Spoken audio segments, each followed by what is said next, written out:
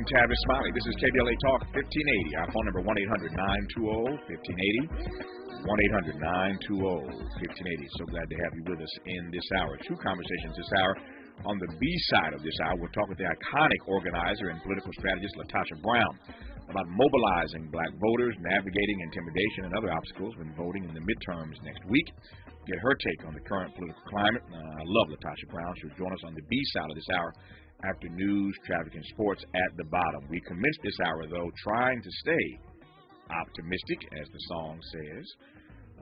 It's hard to do these days on the issue of affirmative action, that is, because affirmative action as we know it is under assault by the U.S. Supreme Court. Right now, a conversation with an Asian American Harvard graduate who shares her story of how affirmative action helped her. In 2018, she testified before a federal judge in one of the cases that the Supreme Court elected to hear this week.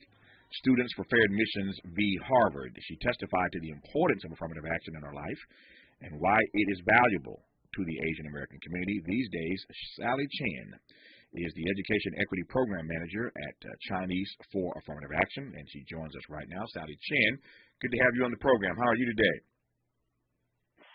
I'm doing well. Thank you so much for having me.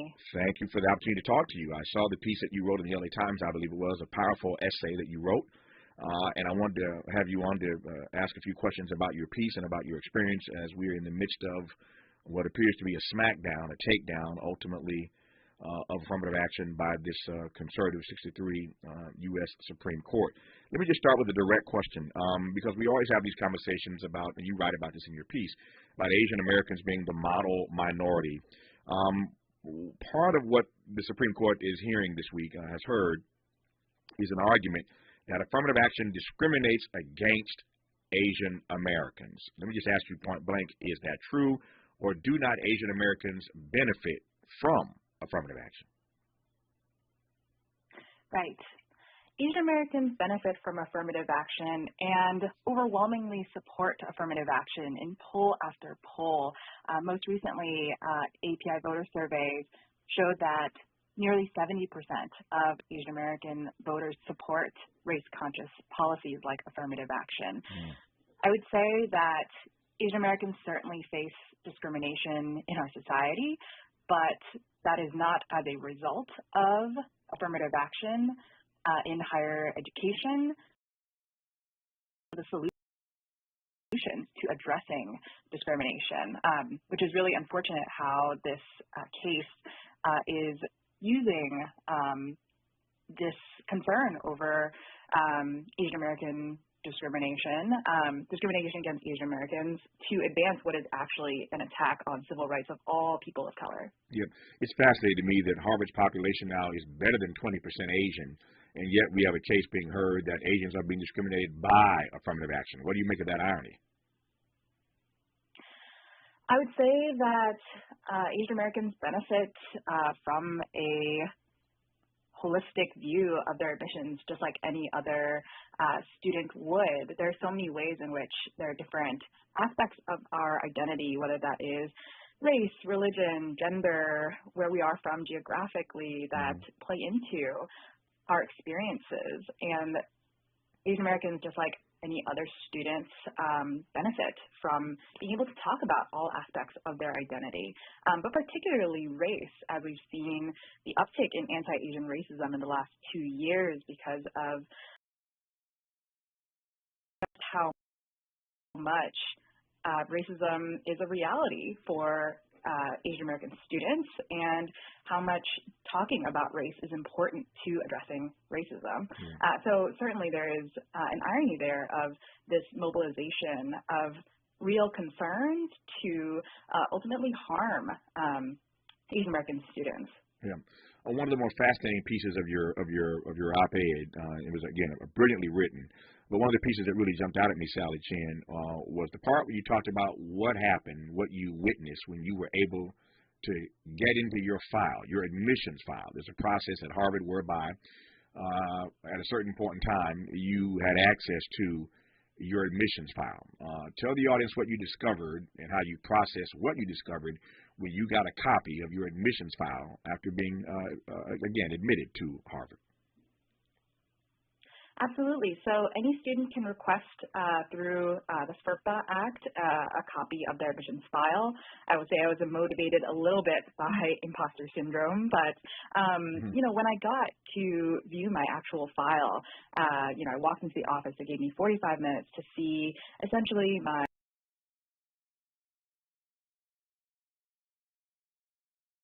I saw that I really did benefit from a race-conscious process. In my personal statement, I had talked about being the daughter of working-class Chinese immigrants and how growing up, family of six in a one-bedroom apartment, dealing with landlords, insurance companies every day, being a translator and an advocate for my family really shaped my experience. And when I actually got to review my admissions file, those details were really what stood out to my admissions readers. They said, and there are some quotes I think now, it's very eloquent, but I feel a little embarrassed to say myself. But, they said things like that I was being categorized as a low-income student with Taiwanese-speaking parents, that I would be able to relate to the plight of the outsider in Ralph Ellison and William Faulkner, which my favorite books that I read, how they inspired the kinds of perspectives and the work that I wanted to do, how that related to my background. There are so many ways in which they've highlighted the authenticity and this through line of who I am and my perspectives with what I wanted to do and the contributions that I might have. And that certainly relates to how I came back to my hometown in San Francisco to do the work that I do today. That is all very much related to what I talked about then and what I do now. When we come forward, I want to ask you more expressly how you felt, how you processed when reading the file and accepting, as you said so transparently here and said so in your piece, that you did, in fact, benefit from being an Asian American. You benefited from being a person of color. I want to hear more about how you felt when you realized that after reading your admissions file. I want to also talk about what it was like testifying before a federal judge back in 2018 in one of these cases that the Supreme Court chose to hear this week. You were there in the courtroom when it was at the federal level before it elevated up to the Supreme Court. So a great deal more to talk to Sally Chin about when we come forward discussing affirmative action on KBLA Talk 1580. Be sure to like and follow Tavis Smiley at The Real Tavis Smiley and get Twitter updates at Tavis Smiley. The conversation continues when we come forward. Ride to K, Metro's newest rail line. 7 shiny new K-Line stations connect you to the E-Line, West Adams, the Crenshaw District, Baldwin Hills, Lamert Park, Inglewood, Westchester, and more. Learn more places you can go at metro.net/K-Line. KBLA Talk 1580 is the official station of the K-Line. Our Weekly Los Angeles is the largest audited black newspaper in the state of California with a distribution of over 50,000 copies weekly. Pick up a copy every Thursday to get the latest news on African American communities of LA. You can also keep up with what's going on in Los Angeles and surrounding cities by going to www.ourweekly.com. The Our Weekly website is updated daily with the current news about us and for us. For your advertising needs, Our Weekly offers economical advertising packages to fit your budget. Feel free to call Our Weekly Los Angeles at 323-905-1300 or visit the website at www.ourweekly.com. Our Weekly Los Angeles, reporting news that matters to you. Attention, do you suffer from severe fried chicken-related cravings? If so, Kentucky Fried Chicken's $6 2-piece drum and thigh combo may be right for you. The combo contains tasty chicken, creamy mashed potatoes, a flaky biscuit, and an ice-cold drink. Side effects may include more money in your wallet, happiness, and the urge to lick your fingers. Order KFC's 2-piece drum and thigh combo in the KFC app for just $6. Price and participation may vary. Limited time offer. Tax extra. With one of the best savings rates in America, banking with Capital One is the easiest decision in the history of decisions. Even easier than choosing Slash to be in your band. Next up for lead guitar. You're in. Cool. Yep, even easier than that. And with no fees or minimums on checking and savings accounts, is it even a decision? That's banking reimagined. What's in your wallet? Terms apply. See CapitalOne.com/bank for details. Capital One and A member FDIC. Hi, I'm Joe Gatlin, Vice President of the San Pedro Wilmington, Palos Verdes Peninsula NAACP branch. I am supporting Daniel Sandoval for the Los Angeles City Council. Tim McAllister's campaign is using bullying and intimidating tactics against local businesses and local individuals who don't support him. We need a healer, not a divider. I'm giving my full support to Daniel Sandoval for Los Angeles City Council and rescinding my endorsement for Tim McAllister. Paid for by Sandoval for LA Committee ID 1450026. Conversations that matter. You're listening to Tavis Smiley on KBLA Talk 1580. You're listening to Tavis Smiley and Sally Chin on KBLA. Today, Sally is the Education Equity Program Manager at Chinese for Affirmative Action, and I'm delighted to have her on in this hour. She wrote a provocative piece, powerful piece, for the LA Times about her own journey. The piece is entitled, I'm an Asian American Harvard grad. Affirmative Action helped me. If you want to read the piece, again, it's entitled, I'm an Asian American Harvard grad. Affirmative Action helped me. Of course, that got my attention, given the assault that Affirmative Action is under right now in the U.S. Supreme Court. And so I wanted to invite Sally on the program, and I'm delighted she accepted the invitation to show up. So, Sally, I was saying to you before that commercial break, rather, that I wanted to ask how you felt when you got access to your file after being admitted to Harvard. You got access to your admissions file and saw, as you, again, wrote about in your piece, that you had benefited from being an Asian American. Again, the rub that many black people are feeling these days around the conversation about affirmative action is that other people are discriminated against because we ostensibly are being helped by this program. So when we're being helped, others are being hurt. There goes the argument. We find out that Harvard now has over 20% Asian population, so clearly Asians are not being hurt per se by African Americans being admitted to Harvard, but I digress on that particular point. But one of the other arguments is, and I've heard even Clarence Thomas make this argument, and I'm paraphrasing here, that we don't want to make black folk feel bad. We don't want to make Asians feel bad or anybody feel bad when they discovered that the real reason they got admitted was because race was used as a factor. It was their race that got them in. And that's not empowering. That's not encouraging. That's not uplifting. That's not inspiring to know that you got in not on your merit, but you got in because of your race. I say all that to ask, when you saw your file and saw that your race had helped you, how did you process that? How did you feel? Right. I will say there is, I think, a really broad misconception around what happens in the admissions process, because, race is not used as a flat plus or minus. It really is one factor among many that are really important to understanding someone's achievements and accomplishments, right? There was a really great rally sign that stuck with me from this past weekend, or Monday rather, from the Supreme Court oral arguments rally that said merit means nothing without context. That the particularly students of color, Black students, Asian American students, Latinx students, there's so many ways in which they face barriers to admissions and are overcoming just really incredible and significant barriers to being able to access education from the very start.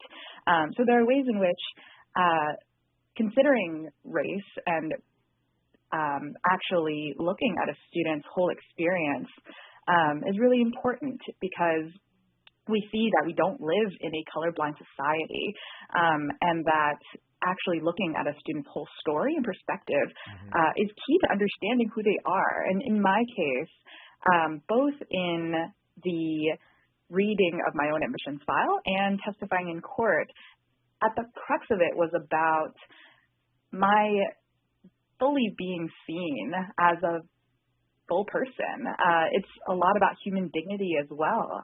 There are so many parts of my experiences and perspectives that are informed by my being Asian American, that are made stronger and bring a unique voice to the table wherever I go because of my experiences.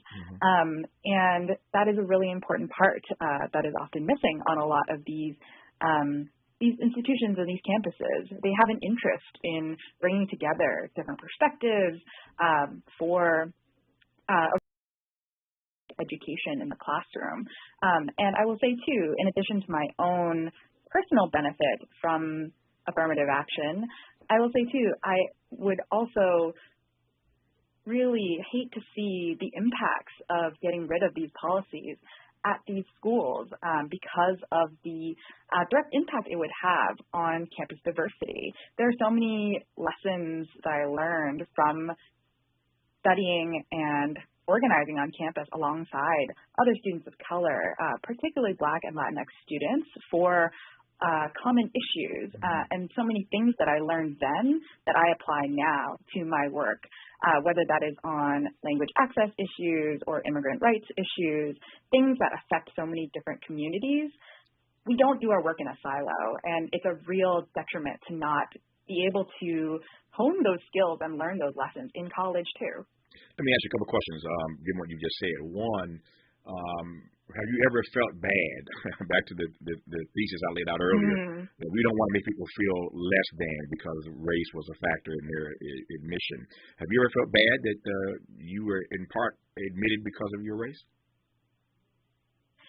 I think that's part of the toxicity of this case, is that this implication that we should hide parts of our identity or who we are, as if it is not part of our strength. This is a little fun pop culture, but, when Sandra Oh was receiving her award and she wore a shirt that says, it's an honor just being Asian, that there is nothing that we should be ashamed of as parts of our stories, our experiences, because, for me, growing up Chinese American and the experiences I had, having to learn to advocate, learn to speak up because of the barriers that, my family faced, those are all really key skills and really key perspectives that, when I work on these issues with others as well, we are all deepening our understandings of problems in our society or issues that we want to work on and making the conversation richer for it. What was the process like? Tell me, being in a federal courtroom and testifying before a judge in one of these cases, again, that the Supreme Court heard oral arguments on for about 6 hours or more on Monday. Again, before testifying in front of a federal judge, what was that like? Yeah, I will say this case that is being brought forward by Ed Bloom on behalf of Students for Fair Admissions is really not representative of our, at the time students, not representative of student values or student needs, and particularly not Asian American students. There was this real frustration that his case was brought forward purely on statistical manipulation or analyses, that there were no actual students coming forward to say or even give evidence for how race-conscious policies are admissions. So it was really key that students and alumni as interveners came forward to give testimony and talk about how they benefited from affirmative action, race-conscious policies, from campus diversity, all these different pieces. And personally, I felt that it was really important to fully state in the legal record my own experience, knowing that at the Supreme Court, there wouldn't be, and there isn't any additional evidence that is taken into the legal record. And so all of our stories from students and alumni are essentially all that is taken into account and heard. And in some ways, there's some parallels to, I think, being able to say your whole story and share your experiences in your admissions process, and to have had that experience echoed again in the courtroom, and to be fully heard. I would say at both the district and appellate court levels, the judges were really thorough in their analyses. Identified there was no discrimination against Asian Americans as a result of affirmative action, and that there was a strong contingent of Asian American students and organizations that provided testimony of the opposite, of how they benefited. And that felt in some ways very, very gratifying to be able to break through and get that message across, even though Ed Bloom has been drumming up the opposite. Yeah. What do you make of the fact? I want to just ask a question in a very point blank and straightforward way. What do you make of the fact that the Supreme Court chose, given all that you just laid out about the ways that the judges at the federal level, the appellate level, the way they handled this? What do you make of the fact that the Supreme Court chose to hear these cases? Right. I think that there is. I'm personally not an optimist. I believe the lawyers that have represented us in this case would say over and over, we have the facts, the history, and the precedent on our side for race-conscious admissions. So we have 40 years of continual affirmation that race matters, that racism still exists. But the court taking this case, I would to go against history, facts, and precedent. And we've seen their decisions on previous cases, Roe versus Wade being one, in which we're seeing how they are taking the judicial power to an extreme with a conservative majority to roll back civil rights. And it is concerning, certainly. We don't know what the outcome will be for sure, but the fact that they are revisiting this case is definitely one that is of concern. Yeah. Let me ask finally here, given the work that you do now as Education Equity Program Manager at Chinese for Affirmative Action, if this decision comes down by June, as we expect that it will, and it is a vote to end affirmative action as we know it, how is that going to impact the work you do and the Chinese students that you work on behalf of? Absolutely.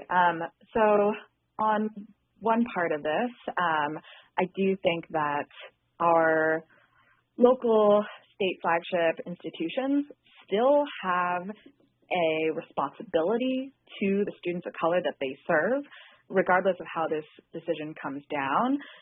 And particularly if it's a negative decision to overturn and ban affirmative action, these institutions, these schools, and local and state governments have an increased responsibility to follow through on supporting students of color and actually, in some ways, making up for the loss of this key tool of affirmative action. And I will also say part of the toxicity of this case has also been this, I think, Asian Americans and in our interests and our experiences, because close to half of all Asian Americans in higher education, pursuing higher education, are actually attending community colleges, right? Our people are not at Ivy Leagues in, the majority. And most people are not there. Yeah, and I was going to add to the point you made earlier. I want to go about 90 seconds left here. I was going to add to that very point, Sally Chin, that when you said earlier that 70% of Asian Americans support corrective programs like affirmative action, it almost feels like the Asian American community, that model minority, is being exploited in these Supreme Court cases. Yes, absolutely. I would say that. And so Ed Bloom is, in fact, touting this model minority myth in his own argument. It is very hypocritical. Yeah. No, it is. It's sad to see the ways in which the Asian community is being exploited and being used as a weapon against African Americans in this fight to hold on to affirmative action. We will see what comes of this case in the months to come, but I appreciate you, Sally Chin, for your work and your witness, your advocacy on behalf of members of your own community, and I really, again, enjoyed your writing the piece that was so beautifully done and so transparent about your own experience. Again, the piece is called "I'm an Asian American Harvard Grad. Affirmative Action Helped Me Out." The piece in the LA Times. You can Google it and find it, read it for yourself. Sally Chin, good to have you on. All the best to you in the coming months and years. I appreciate you taking the time to talk to us. Thank you so much. I think solidarity is really key to this progressive movement that we're a part of. So thank you so much. Yes, we say in the Black Church, amen to that. More of Tavis Smiley after news, traffic, and sports on KBLA Talk 1580. Say the quiet part out loud. KBLA Talk 1580. I'm Doug Davis, and here's the latest from the Black Information Network. Former President Phoenix this evening campaigning for Arizona Democratic candidates less than a week before midterm election day. Meantime, President Biden will deliver a speech for a final midterm night. The Democratic National Committee says it'll look at the dangers of those who seek to undermine faith in voting and democracy. According to the Cleveland Browns, Deshaun Watson is set to start at quarterback once his suspension is over. Watson's first game back would be December 4th against his former team, the Houston Texans. Watson was suspended without pay for 11 games after numerous accusations of sexual assault. Watson has claimed he's innocent. In celebrity birthdays, rapper Nelly is 48 today, best known for his hits Hot in Here and Shake Your Tail Feather, which both won the rapper Grammy Awards. And that's the latest. I'm Doug Davis from the Black Information Network and VINnews.com. Stall vehicle clearing in North Hollywood, 170 southbound at Riverside Drive. That drive is slow from Oxnard Street. In Hawthorne, 105 westbound before Crenshaw Boulevard, a wreck in your right lane. Slowing still from the 110. In the Sepulveda Pass, still heavy traffic. We had a wreck clearing 405 southbound at Ventura Boulevard. It is slow from Victory Boulevard to Getty Center. Hi, I'm Kyle at Blindster.com. Blinds, shades, and shutters that are easy to install at prices less than big box retailers. Blindster blinds are custom made for your windows, and I guarantee they'll fit. Don't hire a pro. Do it yourself and save big at Blindster.com. This is the KBLA Sports Minute with Ray Richardson. The Lakers got a pep talk at Tuesday's practice from former Lakers star Pau Gasol. Lakers coach Darvin Ham invited the two-time NBA champion to speak to the team. The Lakers play New Orleans tonight at Crypto.com. The Clippers are in Houston tonight. The Philadelphia Phillies hit 5 home runs in their shutout win over the Houston Astros in Game 3 of the World Series. Game 4 is tonight in Philly. When Jackson State's football team arrives in Houston for Saturday's game against Texas Southern, Jackson State coach Deion Sanders said his players will not be allowed to leave the team hotel. The safety precautions by Sanders is a response to the fatal shooting of popular rapper Takeoff at a Houston bowling alley Tuesday morning. No debates, no speculation, just the info you need. That's your KBLA Sports Minute. I'm Ray Richardson. This sports report was brought to you by MVP Accident Attorneys. When it comes to your settlement, we're slam dunk. Call 833-MVP-WINS or check their website at themvp.com for a free case review. When you're the victim of a car accident, hiring the right law firm can be the difference between a rewarding settlement and striking out. Call the pros at MVP MVP wins for your free consultation. Call me your MVP. Inglewood healthcare workers, patients, and community leaders are urging you to vote no on Measure HC, the unequal pay measure.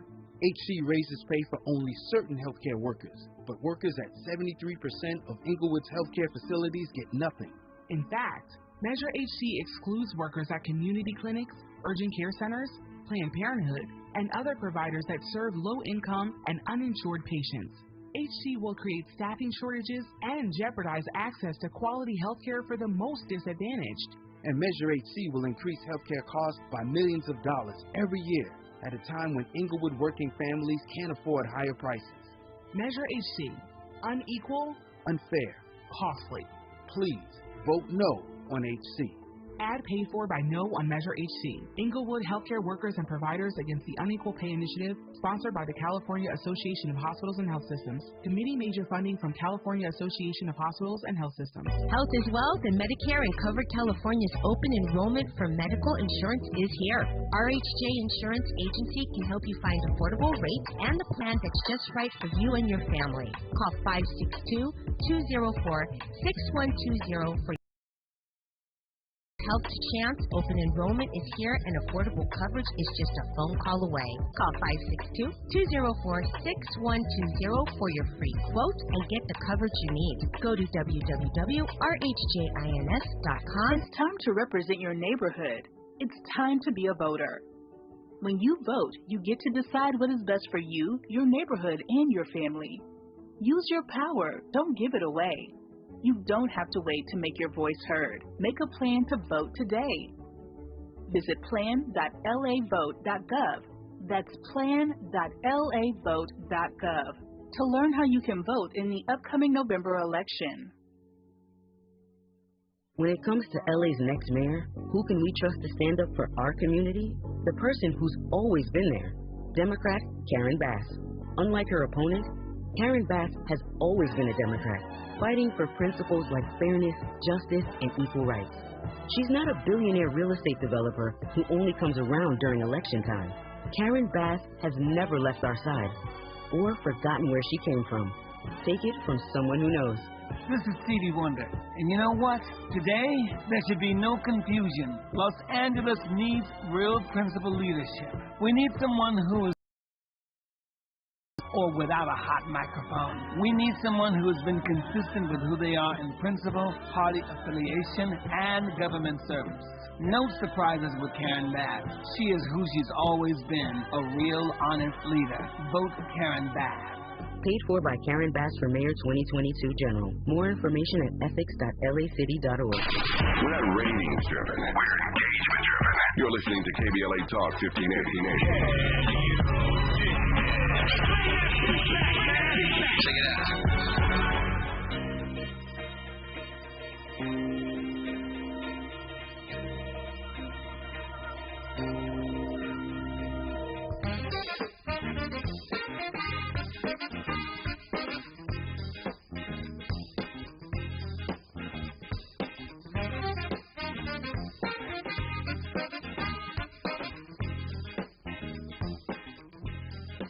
Gentlemen, when the Republican Party of Georgia moved Herschel Walker from Texas to Georgia so that he could run for Senate, it's because change was taking too fast in the post-antebellum South. The state had been flipped blue, and there are some principalities that were not prepared to go to Senate at the exact same time. So they figured that they would delude us by picking somebody who they thought would in fact represent us better with a football than with a degree in philosophy. They thought we were so slow, that we were so stupid, that we would elect the lowest caricature of a stereotypical broken black man as opposed to somebody who is educated and erudite and focused. Y'all ain't ready for me today. Since Herschel Walker was 16 years old, white men been telling him what to do, telling him what school to go to, where to live, where to eat, where to buy a house, where to run, where to sit down, where to sleep, where to pay for abortions, where to buy a gun. And you think they not going to tell him how to vote? In 2022, we don't need a walker, we need a runner. We need somebody who gonna run and tell the truth about January 6th. We need somebody who gonna run and push for the cancellation of student loan debts. We need somebody who gonna run and make the former subpoena. We don't need a Walker. We need somebody who will be steadfast, unmovable, always abounding, knowing that your labor is not in vain. Georgia, I need you to know the slave Negroes y'all are used to don't live here no more. We can think for ourselves, function for ourselves, and vote for ourselves. Why? Because we don't need a Walker. People can't seem to get enough of that clip. It went viral a few days ago, and it's just millions and millions of views on that thing now all around the world, literally. You're listening to KBLA Talk 1580. I am Tavis Smiley. That was Jamal Harrison Bryant, the pastor of New Birth Missionary Baptist Church in Lithonia, just outside of Atlanta. You hear what he thinks about this race between Raphael Warnock and Herschel Walker. I'm pleased to be joined now by our dear friend and sister, the iconic organizer and political strategist, Latasha Brown. We'll talk in a moment here about mobilizing black voters, navigating intimidation and other obstacles when voting in the midterms next week. And I certainly want to get her take on this political climate now that she joins us live on KBLA Talk 1580 once again. Latasha, how are you? I am well. We are in the last stretch, and we are getting it in. We are in these streets. I know you are. You stay in the streets doing your work, and I appreciate it. We wouldn't have Warnock or Ossoff in the Senate were it not for the work that you and your crew have done in the Peachtree State. So let me just start by asking: we're less than a week away. How you feeling? I'm actually feeling good. I'm feeling good, and I think that we need to lift that message up around that this election is not hardly over. You know, I've been hearing a couple of journalists call me about polls. I'm like, polls don't win elections. People do. Let me tell you what the people are doing in Georgia. We heard over and over again, Tavis, we heard over and over again. I can't even tell you how many journalists called me 2 weeks ago wanting to know, you know, what we felt about black voters were not excited about this election and the vote and the expectation that the vote wasn't going to come. Black folk weren't records in Georgia. Over 1 million. We're slated towards 2 million people are going to vote. The first day of early voting, black people were 42% of the vote. Why is that significant? We're only 30% of the population, which means that we have been overperforming. That's why we cannot listen to the hype and the distractions. Yes, this is going to be a tough race. Yes, our community has been targeted.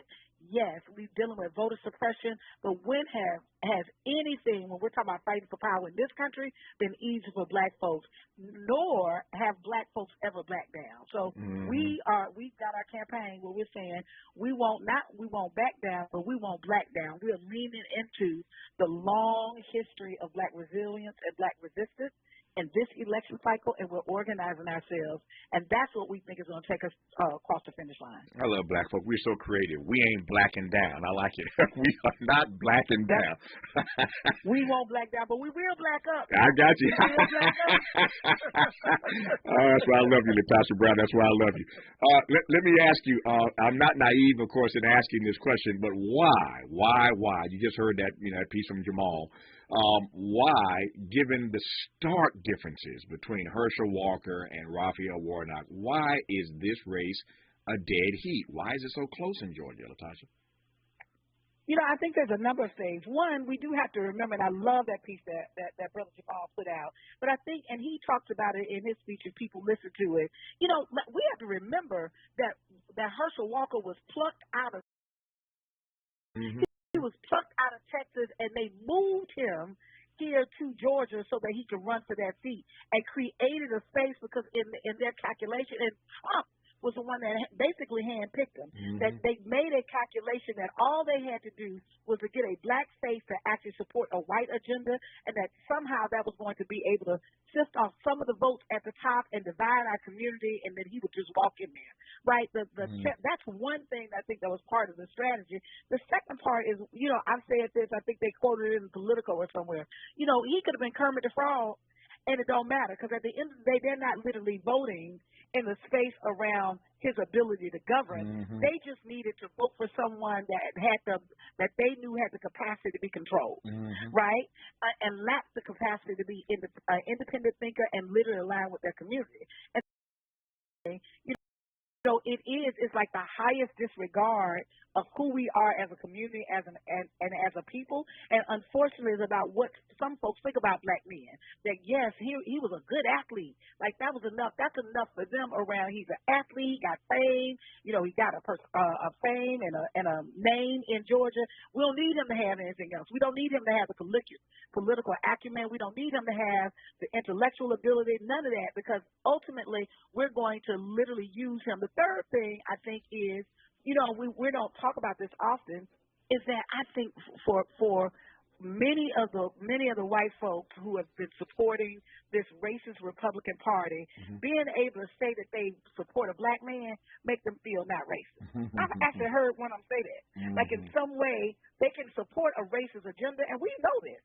You know, there are people who we've seen Trump and others that they can align. They like black music. That's what the phrase of some of my friends are black. That my actions can be racist. I can support an agenda that's racist, but if I can say that I am friends with somebody black, if I can say that I support somebody black, then that means I ain't racist, even though I need that black person to only carry my water and my racist agenda. And so I think that is going into play as well, that on some level it's some kind of reprieve that reminds me of the stories. I used to read a lot of the stories around the slave narratives, where there were slave owners or owners who thought they owned enslaved Africans, had the position of enslaved Africans, that would actually say, because they prayed, that they would literally say, I don't want to beat you because I'm a Christian man. Right? That it would give them some space to seem like they have some sense of decency without being accountable to a racist and a white nationalist agenda. And so we have to really recognize that all of those things are at play. This ain't about personality. Personality is just a front. This is straight about raw power. Yeah. It is about raw power. And when we come forward, I want to ask you about some of that raw power. I want to ask you specifically about Stacey Abrams. How do you think she's going to fare? The numbers I'm looking at aren't as good for Stacey as they are for Raphael Warnock. We'll see what Latasha thinks about that. I'm going to ask her about the desperation of the right. We talked on this program yesterday about how many bad Republican candidates there are on the ballots all across the country. Mitch McConnell's even complaining about how bad GOP candidates are. They pick some losers this time around. And I think it says something about the desperation of the right and Latasha's team. It's up for me that they would get behind a guy like Herschel Walker, who ain't qualified in no way to sit in the U.S. Senate, but it doesn't matter as long as they can control him. But there's a desperation in there. I think I want to unpack it. Let me just say this right quick. And Latasha, I think, knows this. It ain't just white folk on the right who feel better about voting for somebody black. There's some white folk on the left who feel the same way. You will never convince me. Otherwise, there are a whole lot of white people, and I'm not indicting them, but a lot of white people voted for Barack Obama and thought that's all they needed to do. I'm talking about folk on the left thought that they could get absolution just by voting for a black man named Barack Obama, but it was never just about that. There was so much more work that needs to be done, and making yourself feel better about voting for the black man ain't the answer to the prayers, we say. We'll continue with Latasha Brown when we come forward on KBLA Talk 1580. We've got a lot to talk about. Good thing we've got 3 hours. More of Tavis Smiley when we come forward. The youngest person to witness George Floyd's murder releases a children's book. Maisha Cairo here with your K-Black Minute News. Mid-October, 11-year-old Judea Reynolds celebrated what would have been George Floyd's 49th birthday with the release of a children's book called A Walk to the Store. Reynolds shares her perspective about the traumatic day when she watched George Floyd get murdered. She was only 9 years old. The incident caused the child to experience consistency at night. She also spoke on the witness stand during the trial. She wanted to encourage triumph in trauma, and her book will act as a resource for others. Readers can get access to worksheets with exercises provided by Aruba Emotional Health Services to help them process trauma. Wow, amazing. I'm Maisha Cairo, and we are unapologetically progressive. Judges make life-altering decisions every day, but we rarely know anything about them. Their names sit at the bottom of our ballots, and when it's time to bubble in our vote, we aren't sure who to pick, or worse, we leave a blank. This November, we must vote for community lawyers who will bring fresh perspectives and experiences to the LA Superior Court. The Defenders of Justice are 4 women running to become your next local judges. They are Holly Hancock, Elizabeth Lashley Hines, Ana Slaki-Raytano, and Carolyn G. Young Park. Learn more at the DefendersOfJustice2022.com. This ad was paid for by Justice PAC by La Defensa, a project tied to advocacy for Hancock, Leslie Hind, Raytano, and Park for Judge 2022. Major committee funding from La Defensa, Project to Type Advocacy, Progressive Era PAC, and Smart Justice California Action Fund. The all-new Gardena Nissan is proud to be a partner of KBLA, and right now, during their fall sales event, Zero Down delivers any new or pre-owned car at Gardena Nissan. They're located conveniently on Redondo Beach Boulevard at Western, and they specialize in helping folks out who have no credit, bad credit, bankruptcies, or repos. The folks at Gardena Nissan will take fantastic care of you and help you get into the car you need and deserve at a spectacular price. Visit them today or shop online at GardinaNissan.com. The all-new Gardena Nissan is proud to be a partner of KBLA, and right now, during their fall sales event, Zero Down delivers any new or pre-owned car at Gardena Nissan. For the best deals, log on to GardinaNissan.com. Zero Down on approved credit. GardinaNissan.com. Roll out. This is KBLA Talk 1580, where everybody is somebody and nobody is a stranger. You belong here. Latasha Brown, it seems to me at least there's a certain level of desperation when they would pluck somebody like Herschel Walker to run. Speak to me about the desperation they must be feeling. Latasha, you still there? Did I lose you, Latasha Brown? Latasha Brown going once, Latasha Brown going twice. We'll let Miles get Latasha hooked up. While we're getting her back on the line, I want to just again get her take on why you would pick someone like Herschel Walker. There have to be so many other people that you could have chosen. It seems desperate on the one hand, and seems calculating on the other hand as well. That they would select him to be the person to run against Raphael Warnock. I want to get her take on that. And as I said a moment ago, I'm looking at these numbers, and I'm not one who lives and dies by polls, but it appears from everything I'm reading that Raphael Warnock is in a better position to win that seat than Stacey Abrams is to win the governor's race. We talked a bit about this yesterday with Ira Shapiro on this program. He appeared as a guest. And I'm feeling some sort of way because were it not for Stacey Abrams working with people like Latasha Brown, Ossoff and Warnock would not be sitting in the U.S. Senate right now. She's done so much work since she lost this governor race 4 years ago, getting people registered and getting black folk involved and engaged in the process. And so here she comes back 4 years later to run for the gubernatorial seat in Georgia. And again, the numbers at the moment are not altogether encouraging, but again, we don't rely on polls. We get out to vote, as Latasha said earlier. Polls don't win elections; people win elections, and so I don't want to, give the impression that Stacey can't pull this off. But it's just fascinating. She's gotten everybody else elected, and the numbers at the moment in her race seem to be a little tricky. That said, I was asking Latasha a moment ago whether or not it's just me, or whether or not the good white folk in the Republican Party in Georgia are a little bit desperate to have picked somebody like Herschel Walker. I think a couple of things. One, I think there's some level of desperation, but let's be honest.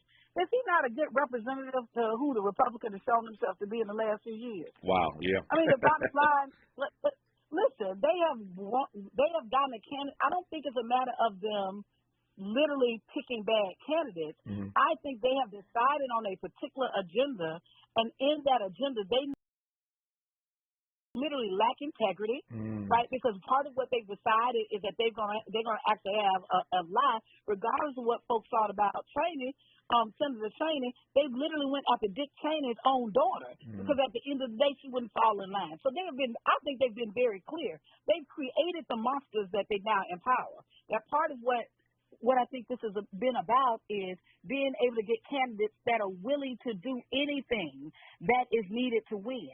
That means candidates that are not afraid to be held accountable around what they say, that they will switch, they will lie, that they will do whatever they need to do. Many of those candidates have very flawed behaviors and issues around their integrity, because that's who they need to carry this water that they carry. Yeah. I think they also have been looking at personalities of folks who literally will tell a lie and are good at telling the lie, right? Will almost convince themselves that the lie is real, right? When we look at Dr. Oz, right? When we look at who is a medical doctor who literally who is going after a man who has a stroke, have we not seen like how crazy that is? To a Herschel Walker who is in the office, but ever expressed any leadership in the community. They have literally decided that they are going to go to the bottom of the barrel because that is the place of where they're fighting from. Yeah. I call it desperation. One of my friends calls it evil genius. We will see what happens on Election Day. Let me ask you right quick before I move forward. How's Stacey going to fare? I've been looking at these numbers, and it's fascinating for me. Stacey has done a lot of work, as you know, registering people to vote and doing her part in the last 4 years since she lost this governor's race, and everybody she's worked for and worked with has gotten elected. But the numbers that I'm looking at suggest that Raphael's in a better seat, has a better chance of winning than she does. Again, I take your point. Polls don't win election, people do. But how are you feeling about Stacey's chances? You know, I actually think Stacey has a great chance to pull this off. Because let me tell you what I think some of the pieces. Okay. Now, will this be an easy cake ride? Absolutely not. Will this be challenging and close? I absolutely think so. Let me say that. But I also think that Stacey, if you go to the rallies, if you literally just I don't know how to tell Latasha's phone. I want to hear the rest of this. When we come forward, we'll get Latasha back and finish up with her and get her final thoughts on Stacey Abrams. You're listening to KBLA Talk 1580. This is KBLA Talk 1580, where we turn red lights to green lights and keep it moving. Are you tired of feeling like the legal system is unfair to certain communities? I know I am. I'm Elizabeth Lashley Haynes, and that's why I'm running for judge. I want to bring fairness and equality to the judicial bench in LA County. Vote for my wife. She won't stand for injustice in our home or in the courtroom. November 8th, vote Lashley Haynes for judge, seat 67, and vote justice for all. Paid for by Lashley Haynes for Judge 2022. Haven't voted yet? Lines by voting early. Visit plan.lavote.gov to find a vote center in your neighborhood and stop by before Tuesday, November 8th. KBLA Talk 1580. We've got a lot to talk about. KBLA Talk 1580 reminding you that when we fight, we win. Community Coalition trains activists and organizers in order to support power building with Black, Brown, Indigenous, and people of color. Community Coalition works to help transform the social and economic conditions in South LA that foster addiction, crime, violence, and poverty by building a community institution that involves thousands in creating, influencing, and changing public policy. Founded by Karen Bass in 1990, Community Coalition was born as an African American and Latino organization with the goal of turning hopelessness and despair into action. The activism of the Community Coalition's members and community residents has almost solely stimulated economic recovery in South LA for decades, generating billions of dollars by redirecting them to South LA schools and foster care. In addition, Community Coalition offers amazing mind, body, soul resources, advocacy, and policy work, and has a robust and active membership body. To become a member, get a referral, or get support for your nonprofit, visit CocoSouthLA.org or call 323-750-9087. This is a community call to action from KBLA Talk 1580. Interrogating your assumptions and expanding your inventory of ideas. Let's get back to Tavis Smiley on KBLA Talk 1580. I know Latasha Brown's out in these streets working, trying to get people elected that care about us, and so her phone keeps cutting out, but she's in the streets working. I understand that. I got 2 minutes left. Finish telling me about Stacey. How's she going to do? Yeah. So the quick thing is I think that there are three things working for her. One, I think she has great organization on the ground, excellent infrastructure. Two, I think races always underestimate us because they don't, what I talked about earlier, the secret weapon is young and infrequent voters or first-time voters who normally have not engaged in the process, that she has the ability, if you go to any of her rallies, you'll see them, that there's literally, she has a younger electorate that she can either tap into. And then the fourth thing, that she is a fighter and there are organizations on the ground that recognize that she has been a fighter and stood in the stand for voting rights. For like literally, if black folks were winning, like it was possible for us to win, we never would have ran for anything, right? And so we're pushing through. I think she has just a good chance to win close, and there are some points behind, but I would say that the voters who literally are always often overlooked or not even considered because they're not considered part of the process, if we're able to move them, then that would make up for the gap of, I think, voters who can actually take her over the edge. Yep. And we may wind up in a runoff. I think we may unfortunately, I think we might wind up going in the runoff. Yeah. Speaking of which, let me close on that note. I got about 45 seconds. Specifically as it relates to Warnock and Herschel Walker, there's a third-party candidate in that race that may force a runoff in December. What are your thoughts? Yeah, I think we have a runoff. I think it's going to be tough, but I think Warnock is in a strong position, and I think that he's going to pull it out. Okay, Latasha, I thank you. I'll let you get back to the work that you need to do between now and next Tuesday, and you've done it well. Nobody has done it better. Again, I always make the point to all my friends, were it not for Latasha Brown and the crew that worked with her, we would not be looking at Georgia, this red state in the South, as the savior, as it were, for all the rest of us. But y'all have done some great work down there. Always good to talk to you. We'll do it again after the election, I hope. Take care, Latasha. Thank you. We won't black down. There you go. Don't black down. More of Tavis Smiley when we come forward after news, traffic, and sports on KBLA Talk 1580. KBLA 1580.